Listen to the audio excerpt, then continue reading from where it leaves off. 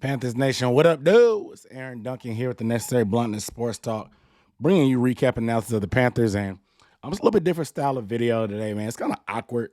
I was kind of down in the dumps after that Panthers loss on Sunday, man. So I wasn't really in the mood to break everything down. I'm not gonna lie. And then the Panthers news video kind of got behind me too. I was in the mood then. Then obviously the DeVar Hamlin incident and Monday Night Football. Thoughts and prayers to him. What I hear at this point is that he's breathing 50% on his own.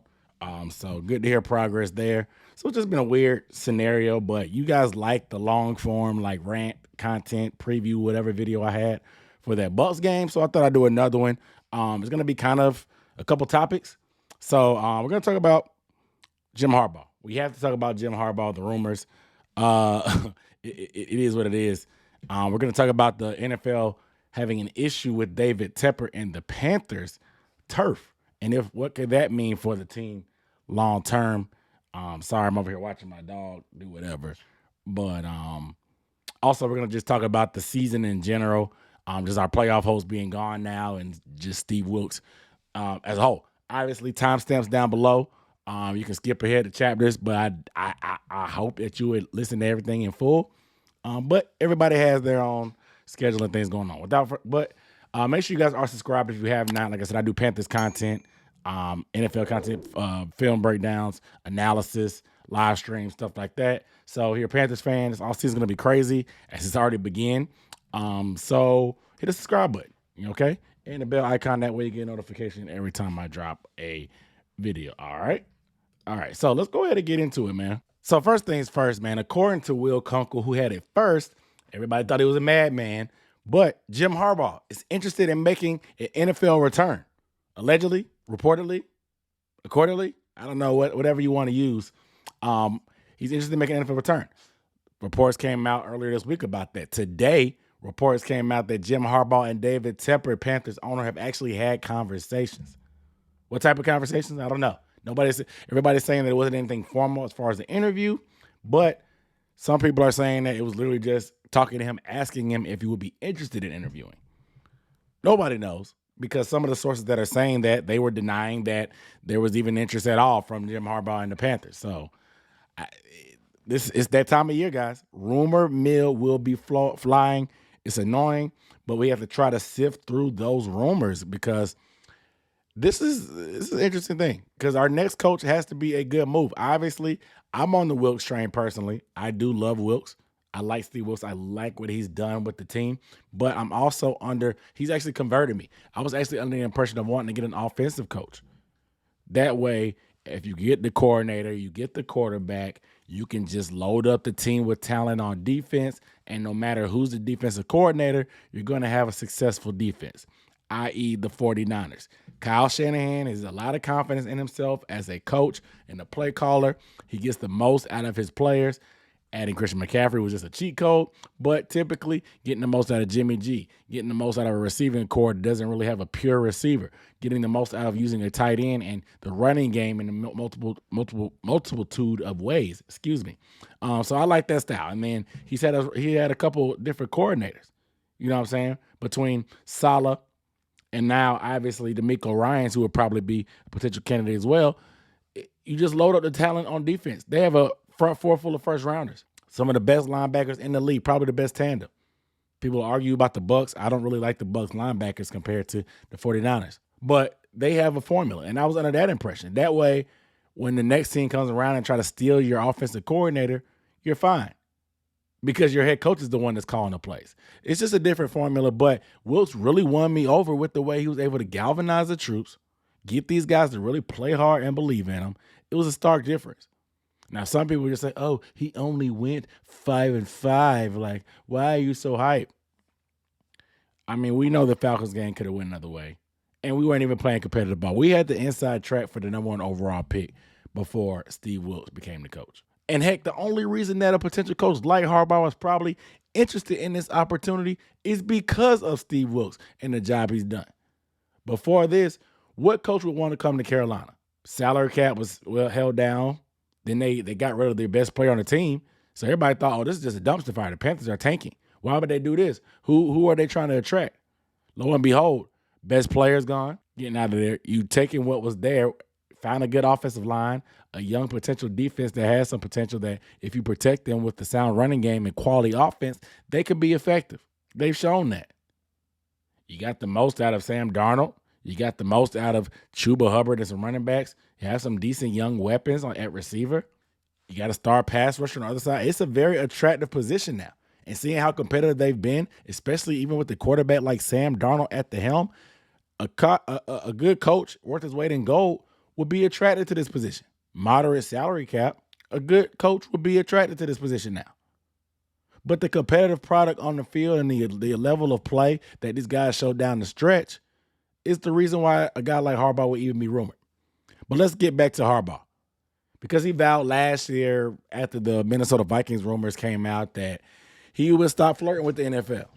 That's what every cheater, every famous cheater always says they're not going to cheat again right before they cheat again. You know what I'm saying? It sounds like a marriage that a guy just keeps stepping out on. Every offseason, there's Jim Harbaugh rumors of him going to the NFL. Where there's smoke, there's fire, in my opinion. Or there could be a vape. Who knows? This is a new day and age. It's 2022. Where there's smoke, there could easily be a vape or a hookah. No fire needed for a vape. But it would be foolish for Tepper not to kick the tires on Harbaugh. Let's just keep it real. It would be foolish.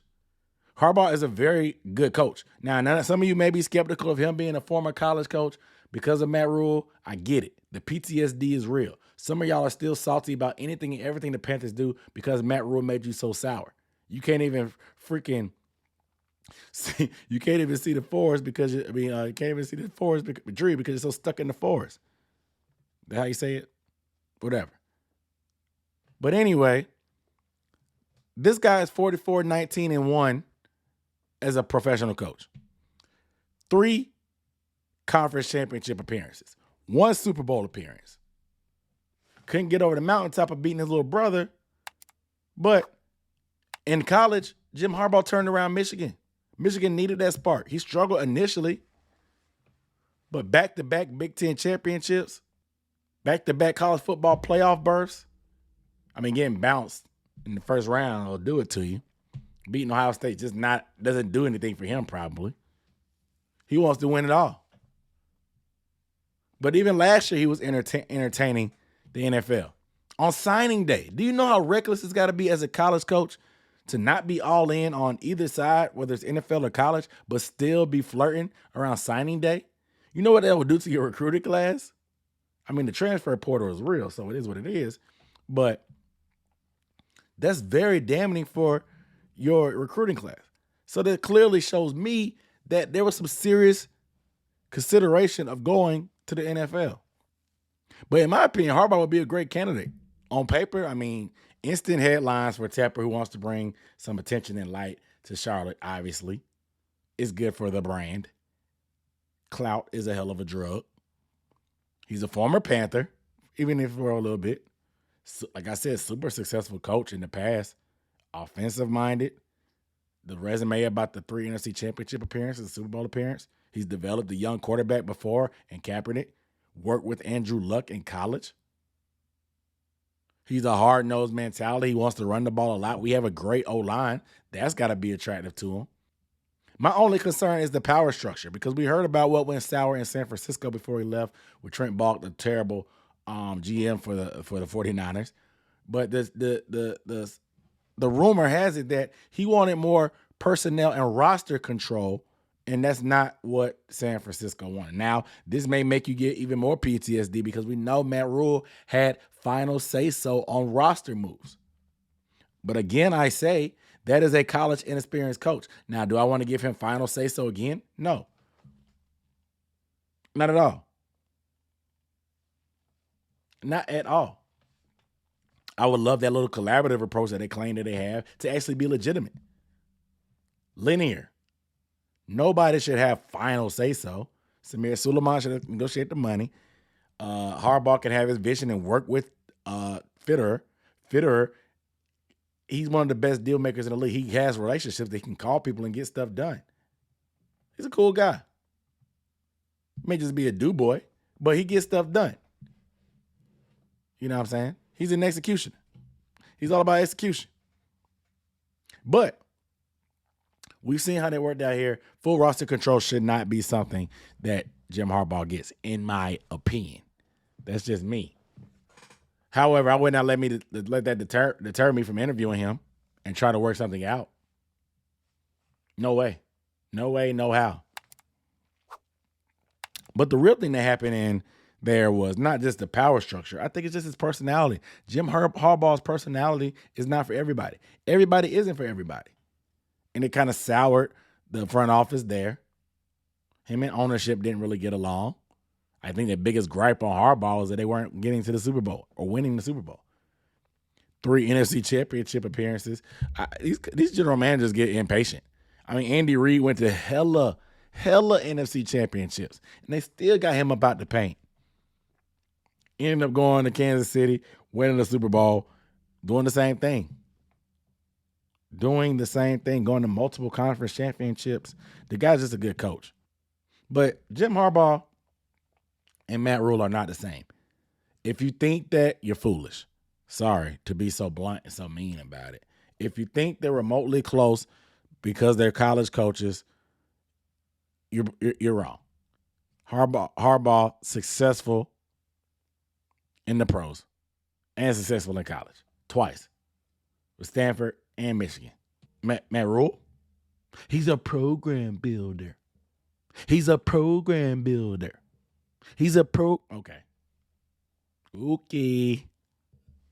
How did that work out here in the NFL? We don't have programs. We have franchises.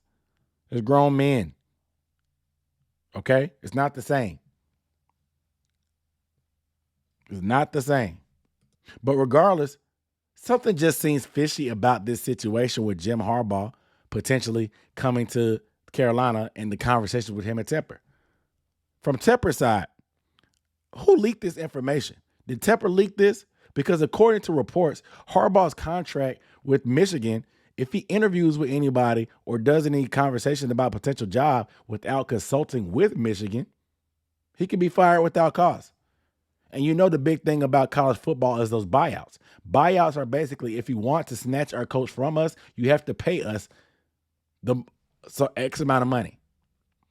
Granted, the generous buyout for Harbaugh is only $3 million, which is not that bad. But I don't think Tepper wants to pay any more buyout money because he had to do that with Matt Rule. Fortunately, he got bailed out by Nebraska, the fact that he didn't have to pay too much left on Matt Rule's contract in Carolina. But I don't think he wants to go down that road again. So he could sow some seeds, talking about these conversations, put a bug in the air, especially when it comes from these big media guys like Will Kunkel that works for Fox. They never get scoops. Those guys never get inside scoops. They never do. So for those guys to be one of the first ones to break it possibly coming from Tepper to get around that buyout from Jim Harbaugh, because if he gets fired, they don't owe him that. Tepper could possibly skate by it. It's good business, in my opinion. Slimy, a little bit shady, but it's good business. It's a cold game.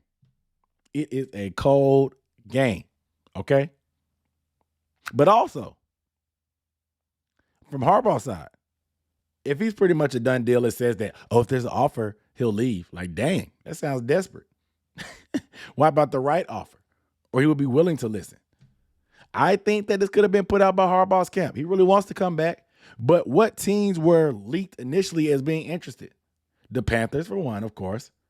But the Denver Broncos as well. What do those two teams have in common? Besides Super Bowl 50 and both teams being trashed ever since then. Both teams has the top 2 richest owners in the NFL. David Tepper was number 1, but he got dethroned by the current owner of the Broncos who just purchased the team, the Waltons.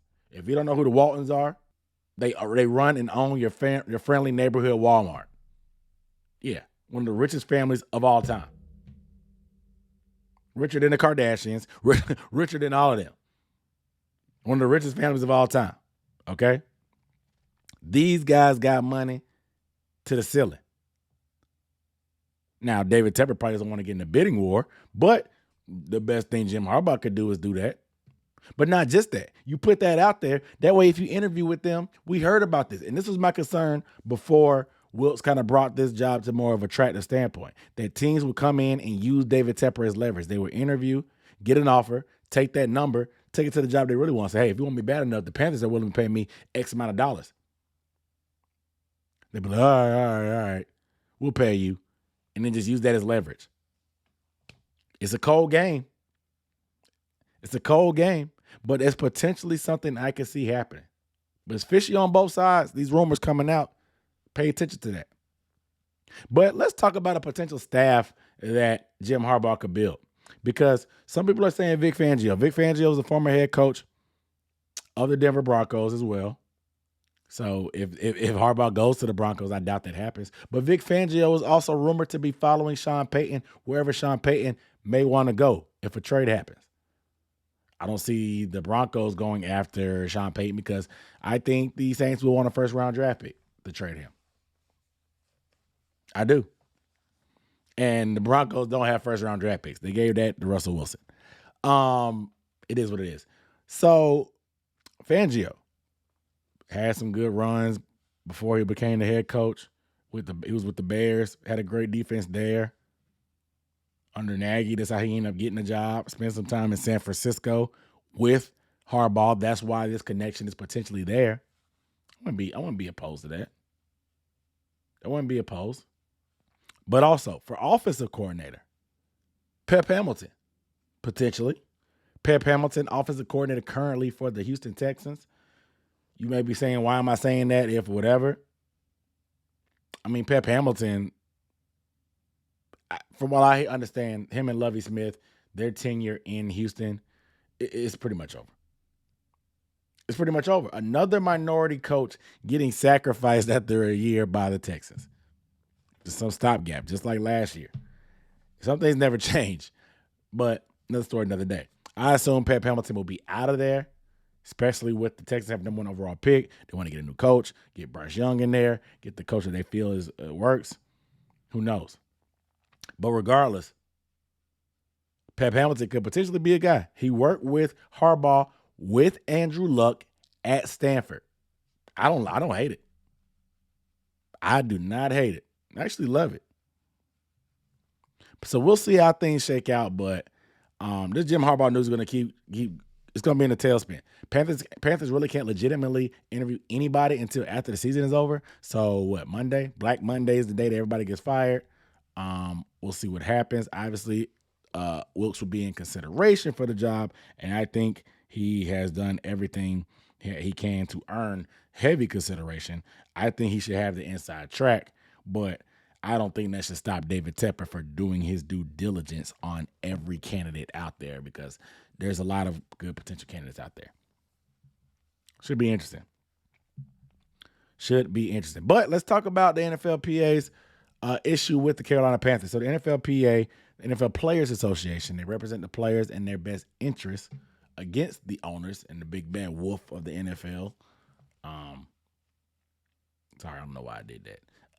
But they had a grievance filed against the Carolina Panthers for the surface at BOA, Bank of America Stadium, during that frigid 20-degree game, the coldest game in Panthers history. The Panthers shellacking of the Detroit Lions. Detroit Lions players came out after the game and complained about the surface. Said it was too hard. It's whatever. Me personally and a lot of other Panthers fans, we chalked it up to some dome team being soft when they actually had to play outside and come down south. Hey, I'm all for the trash talk. But then Shaq Thompson even came out recently and said that the surface is too hard. He's been a proponent of talking about this all year. There's even been a hashtag by the players about bringing grass fields back because it's costing too many guys non-contact injuries. It cost J.C. Horn one in Houston. Cost some other guys some stuff as well. Probably cost Zane Gonzalez during preseason. Cost him his whole season after he just signed a contract with the Panthers. Players are complaining. Opponents are complaining. But David Tepper got that soccer team he has to put on the field. They can't play on grass. There's too much traffic. The fact that they had to change their surface when they had that little cup, big soccer cup thing match at the stadium should say a lot, in my opinion. But there's a grievance. So what happens? Will it be a lawsuit? Will they be forced to change to grass again? Who knows? Turf is just more economically sound. When it rains, it's not as bad because it drains itself. It doesn't get muddy. It doesn't get beat up when you have concerts and extra soccer matches and football games in the same week, and maybe even a bowl game sprinkled in there in between. It doesn't happen when you have turf. So it's more economically sound. Because yes, you have a grounds crew, but they don't have to worry about maintaining that grass. Now they just got to paint, vacuum up the paint, put more paint down. More economically sound. I understand, but it's dangerous to your players. You're investing a lot of money in these players. I understand their complaints. This has been an issue all over the league, though. This is not unique to the Panthers. This has been an issue all over the league. Like I said, they just really kumbaya with the hashtag and said, we need grass. Too many of our brothers are going down with non-contact injuries. We already got to worry about concussions, helmet to helmet, all these different random injuries. When we hit each other full speed, why should we worry about taking the wrong step and popping an Achilles or tearing a hamstring off the bone or breaking your foot? You shouldn't have to. So I understand. You don't want to have to worry about that stuff. But the Panthers, they're not unique, but they could end up being the catalyst that gets the ball rolling and gets this thing going, because I think they just needed the right opportunity. I think they just needed the right opportunity to find somebody. And after this game, where it was the coldest, it just happened to be the coldest game in Bank of America Stadium history. The turf is what, 2 years old? It hasn't been this cold. We haven't had really. It's been unseasonably warm the past couple winters. This is the first time it got that cold, so it really got tested for the first time. It did. It got tested, and it failed apparently. I don't see David Tepper moving off this too easy. Now we'll see if the grievance happens. It is what it is. He may not have too much choice, because he won't be alone in doing this. But he just took that L on Rock Hill after he spent that money and threw that money into it. He invested money in the turf. You think he wants to take an L on that 2 years later and then have to pay recurring expenses for maintaining that grass? I just can't see Tepper taking an L that easy. That's just me. I don't know David Tepper personally, but I just don't see him willing to take an L that fast. Like I said, he just got the court settlement for the bankruptcy for Rock Hill. This dude is not trying to have to pay more expenses on something and take more L's. It just is what it is. It is what it is. So pay attention to see what comes out of that. I'll be paying attention myself. I'll keep you guys updated as I always do. Of course, you know what we do. Last but not least, let's talk about these playoff hopes that went down the drain. Y'all know me. I put my money. I kept telling y'all that I put my money where my mouth is. Back in November, probably about 2 months ago. Yeah, the 3rd. 2 months ago, my ticket, $15 for the Panthers to win the NFC South, would have paid me $500. Didn't happen, unfortunately. We came up short. We were up 11 points on Tom Brady in the fourth quarter. It wasn't enough. Here we are. But there's just been a lot of people turning on Steve Wilks because of that performance. And I think that's why Harbaugh has become so popular. I'm not completely turned off from Wilks. I like Wilks. He's a leader of men. He's a good motivator. I think once he gets his quarterback and his own coaching staff, he will be more aggressive on certain fronts. People are beating him up about not going forward on fourth and so whatever in certain scenarios. He came out in a press conference that he would do it all over again. I agree. You don't get it. You're giving Tom Brady a short field. You come out and say, if you can't get a yard, you don't deserve to win the game. But you also want to knock the running game. The fact that we couldn't get a running game going. and harp on the running game struggles. So you can't have it both ways. You know how I do. You can't have it both ways. It just is what it is. Can't have your cake and eat it too. Is that whatever they say? You can't. Okay? You just can't. So I'm not going to question his decisions on those. I mean, it is what it is. Hindsight's 2020. You're not on the field doing that stuff. Y'all want to go for it every time on fourth and anything. Y'all watch too much Chargers and Brandon Staley. That stuff is not, it don't always work out like that. You outcoach yourself sometimes. Y'all watch too much Brandon Staley. And I don't know. I'm not going to question those calls. If you want to question some of the defensive calls and play calling and what happened, that's fine. But what the job this man did with this trash situation that he inherited, getting rid of the best player on the team, get rid of a problematic wide receiver in Robbie Anderson, and still being able to compete and being one quarter of football away from potentially having a stranglehold on the NFC South and a playoff berth, something that hasn't happened in 5 years. You got to be smoking something to discredit that. Or you just don't like them. And that's something you got to figure out why you do. Why is that the case? I don't know. Why is the criteria? Why is the standard? Why is the expectation so much higher for a guy like Wilks? We have a lawsuit just about those same reasons. The standards are different, man. As a black coach, he was expected to pick up the pieces from Matt Rule's BS and make chicken salad out of chicken shit. Okay. Whatever you say, guys. I'm still rooting for Wilks. I do like Harbaugh. It's going to be about Wilks building his staff more than anything. But I don't understand people are saying that we're not that good. We're just 6-10. That's fine. Still almost made the playoffs. People are saying that, look, we made this run for nothing. Now we lost draft position. We're barely in the top 10. We're barely in the top 10 now. We won these games for nothing. Now that we didn't make the playoffs, we did it for nothing. It's the best voice I can make. That, like a mockery voice, is the best one I can come up with. We did it for nothing.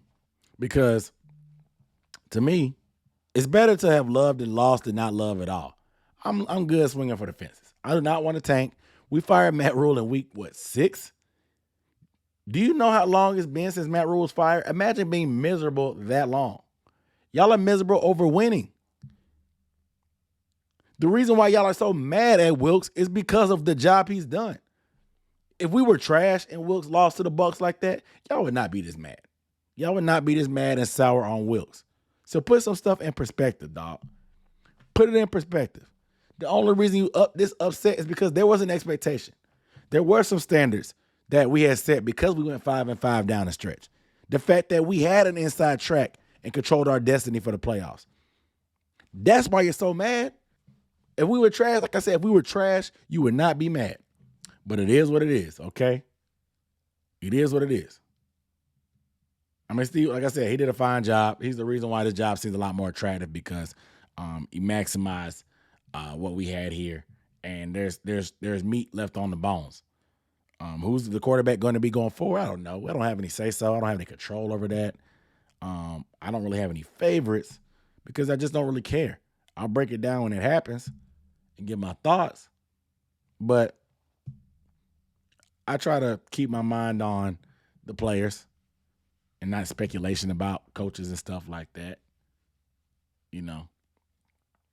But it is what it is. You guys let me know how you feeling down below in the comments, man. This was a little podcast thing. I'll do more of this. I'm probably going to move to the couch once the off season starts, when I start doing these conversations, this dialogue like this. But I appreciate you guys tuning in. Make sure you are subscribed to the channel. Hit the bell icon. Film breakdowns, draft content, and profiles coming soon. One more week in the season, guys. So we'll be talking about it a little bit, but it is what it is, man. So without further ado, I'm Aaron Duncan signing off from Necessary Blunt Sports Talk. I'll see you next time. Peace.